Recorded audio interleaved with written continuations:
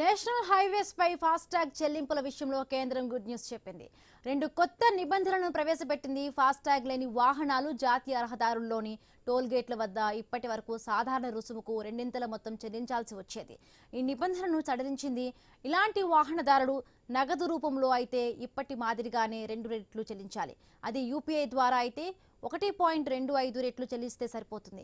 FASTag ఉన్నవారు 100 చెల్లిస్తే, FASTag లేని వారు నగదు రూపంలో 200 రూపాయలు చెల్లించాలి. యూపీఐ ద్వారా అయితే 125 రూపాయలు చెల్లిస్తే సరిపోతుందని కేంద్రం స్పష్టం చేసింది.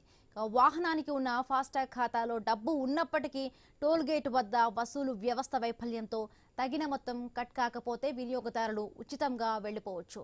కొత్త నిబంధనలు నవంబర్ 15 నుంచి అమల్లోకి వస్తాయి.